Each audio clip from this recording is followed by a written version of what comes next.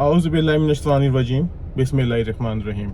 उम्मीद करता हूँ आप सब खैरियत से होंगे। इस वक्त तो मेरी वीडियो है, ये आप देख रहे होंगे मेरे Facebook page sky immigration consultants और मेरे YouTube channel sky immigration consultants. इसका कुछ हिस्सा मेरे टिकटॉक चैनल या टिकटॉक पेज पे भी देखेंगे। जो मैं आज की स्टोरी बता रहा हूँ वो बता रहा हूँ success story of sky immigration consultant. Sky immigration consultants कैसे है, इसके जो मीरपुर ब्रांच है उसको अल्हम्दुलिल्लाह कल 2 ही साल कंप्लीट हो गए। अगर ओवरऑल देखा जाए तो स्काई इमिग्रेशन कंसल्टेंट्स के नाम को पाकिस्तान में जो हमने लॉन्च किया उसको 3 इयर्स कंप्लीट हो गए अल्हम्दुलिल्लाह।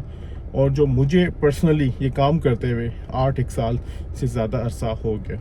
मैं आपको बताऊंगा कि ये कैसे बुनियाद में आई, इसकी सक्सेस स्टोरी क्या है। ये सारा कुछ मैं काफ़ी अर्से से शेयर करने की कोशिश करता, लेकिन कोई टाइम बराबर नहीं आ रहा था, कोई ऐसा इवेंट नहीं आ रहा था जिसकी वजह से मैं आपसे डिस्कस नहीं कर सक रहा था। शायद ये वीडियो थोड़ी सी लंबी हो जाए, लेकिन मैं रिक्वेस्ट करूँगा कि ये वीडियो, मैं फ़र्स्ट टाइम रिक्वेस्ट कर रहा हूँ कि ये वीडियो पूरी देखिएगा ताकि आपको समझ आ सके, पता चल सके ये सारा कुछ। ये वीडियो जो मैं बिल्कुल एक नॉर्मल फॉर्मेट में बना रहा हूँ, कोई एक कैमरा नहीं है, कोई माइक नहीं है, कोई टीम नहीं है, बस वैसे ही मैं आपसे डिस्कस करूँ बिल्कुल फॉर्मल होके।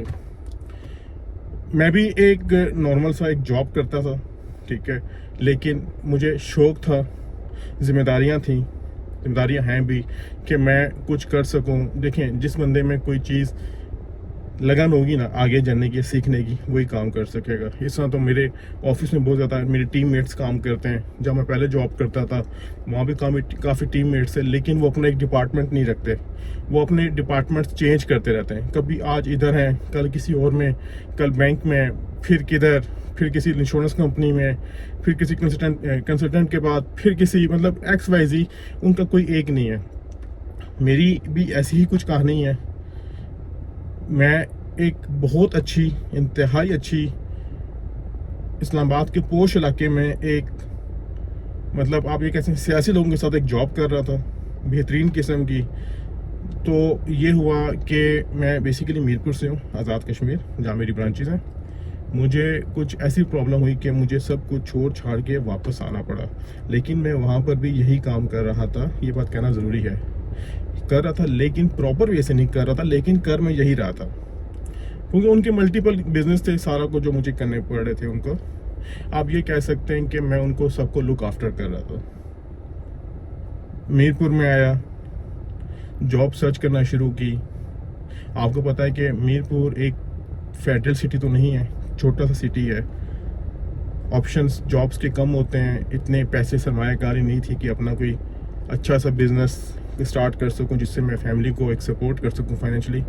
लेकिन जॉब मिली, करनी थी, मजबूर था, सैलरी मुनासिब थी, बल्कि इंतहाई मुनासिब थी। मुनासिब भी नहीं कहूँगा, इंतहाई मुनासिब थी। फिर मैंने सब कुछ सोचा, मैंने कहा कुछ ना होने से बेहतर है कुछ हो। जॉब स्टार्ट कर दी, उसी काम में स्टार्ट की जो मैं कर रहा था पहले इस्लामाबाद में, यानी कंसल्टेंट, जो मैं आज भी कर रहा हूँ, कंसल्टेंसी का ही काम किया। मैंने अपने जो थे, मेरे जो बॉस थे या सीनियर थे, उनको मैंने कोशिश की एक चीज़ बेहतर तरीके से कर सकूं। जो मुझे पता था कुछ सीखा, सीखा मैं सारा कुछ ही, मैं ये कहूँगा, क्योंकि हमेशा मैं वीडियो में यही कहता हूँ कि मैं जूनियर हूँ, मैं सीख रहा हूँ। क्यों? क्योंकि ये फील्ड ऐसी है कि आपको सीखना ही पड़ेगा। अगर आप ये कहो कि आप सीख चुके हो और आप डायरेक्टली, तो आप नहीं सीखे, आपको सीखना पड़ता है जब तक आप कब्र में नहीं जाते। मैं सीखता रहा, लेकिन जो थोड़ा सा मुझे 0.1% था जो मैं शेयर करना चाह रहा था, जो इस्लामाबाद के लेवल का, मैंने वो शेयर भी किया, जिससे मुझे ये भी लगता है उन्हें काफ़ी ज़्यादा फ़ायदा भी उठाया। बहरहाल काफ़ी अच्छा टाइम जा रहा था, सारा कुछ एक अच्छा, एक मेरा सैलरी भी मंथली या क्वार्टरली बेस पे इंक्रीज होना शुरू। वो समझ रहे थे कि ये बंदा काम जानता है, टैलेंटेड है, सारा कुछ सब कुछ होना शुरू हो गया। अनफॉर्चुनेट ऐसा कुछ हुआ कि देखें, इंसान जब पैसे कमाता है ना, तो वो इज़्ज़त के लिए कमाता है। जहाँ पर किसी बंदे की इज्जत ना होना, चाहे वो मेरा स्टाफ हो, चाहे वो आपका स्टाफ हो, आपकी जॉब हो, तो आप पर काम करने का फ़ायदा नहीं है। बंदा चीज़ें इग्नोर कर, मजबूर था, ज़रूरतमंद था, लेकिन बेइज्जत नहीं था कि मैं, मतलब कहना कर दूँ कि मैं बातें सुनना कर दूँ, बर्दाश्त करना शुरू कर दूँ जो भी कुछ हो रहा है। मेरे पास जॉब से पहले भी गाड़ियाँ थी, अपना घर था, अभी भी अल्हम्दुलिल्लाह, अब तो ज़्यादा है, अपनी गाड़ियाँ थी, सारा कुछ था। लेकिन मतलब ये कि वो भी सुबह ख़त्म हो जाता है, आपकी जेब में पैसे ना होना, जेब खाली, तो सब कुछ आपका आहिस्ता आहिस्ता वाइंड अप होना शुरू, यानी आपको सोर्स ऑफ इनकम होनी चाहिए। जॉब स्टार्ट की, अच्छी जॉब जा रही थी, लेकिन अनफॉर्चुनेट कुछ ऐसा वाक़या हुआ कि मुझे विद इन 2 मिनट्स फैसला करना पड़ा कि मैंने जॉब छोड़नी है। फैमिली प्रॉब्लम्स थी कि मुझे बहुत ज़्यादा हुआ कि मैंने कहा यार मुझे अब जॉब छोड़नी है, तो मैं नहीं सर्वाइव कर पाया। जब मैं ऑफिस से जॉब छोड़ के निकला तो अब यकीन करेंगे, जो बहुत यकीन करना चाहिए यकीन करेंगे, मैं अपने खुदा को हाजिर करके कहता हूँ मेरी जेब में जस्ट और जस्ट 800 रुपये थे। 800 रुपीज़ पाकिस्तानी। मैंने 800 रुपये से अपना चकसवारी, मैं मीरपुर से चकसवारी, जो लोग रहने वाले उनको पता होगा 1 घंटे की ड्राइव है। मेरे पास वक्त गाड़ी थी कल्टस, जो उस वक्त आर्डली में हाल से 700 या 800 का पेट्रोल लगता था। तो मेरे पास उतने ही पैसे थे कि मैं जाऊं, क्योंकि मैं मीरपुर में जॉब अपना दफ्तर नहीं बना सकता था, क्योंकि यहाँ पर किराए बहुत ज़्यादा थे, चीज़ें सर्वाइव करना मुश्किल थी, सारा कुछ। बहरहाल मैंने दफ्तर लिया, जो मेरे जानवरों ने सपोर्ट की, बहुत ज़्यादा सपोर्ट की। उधार ले ली मैंने कहीं से, थोड़ा बहुत जो मैं समझता मैं उधार सकूँ। मैं बना के बैठ गया, किराया मुनासिब था, कस्टमर्स ना आए, परेशान हो गया बहुत ज़्यादा। अखराजात बढ़ रहे थे, किराए बढ़ रहे थे, ट्रैवल एक्सपेंस डेली, जिम्मेदारियाँ घर की थी, मतलब बहुत ज़्यादा सारा कुछ होता गया। अल्हम्दुलिल्लाह टाइम गुजरता गया, लेकिन मैंने हिम्मत नहीं आ रही। मैं अल्लाह पे यकीन रखता गया कि मैं अल्लाह ताला कोई ना कोई वसीला बनाएगा, मतलब वसीला बनाएगा, मतलब वसीला बनाएगा। और फिर मुझे नहीं समझ आई, मुझे नहीं पता कि अचानक क्या से क्या हुआ कि आज हमारी 2 ब्रांचेस कंप्लीट हैं, हमारी टीम काम कर रही है, हम तीसरी बनाने की कोशिश कर रहे हैं। शुक्र अल्हम्दुलिल्लाह। मतलब कहने का क्या है, वीडियो का मकसद क्या है, इसमें सक्सेस स्टोरी क्या है? सब्र, सिर्फ सब्र, और अपना एक एम सेट कर लें, एक गोल सेट कर लें। अब मज़े मैं बताऊं कि मेरे जो ऑफिस में बंदे हैं ना, उनको मैंने इंग्लैंड भिजवा दिया मुख्तलिफ कैटेगरीज में। क्यों?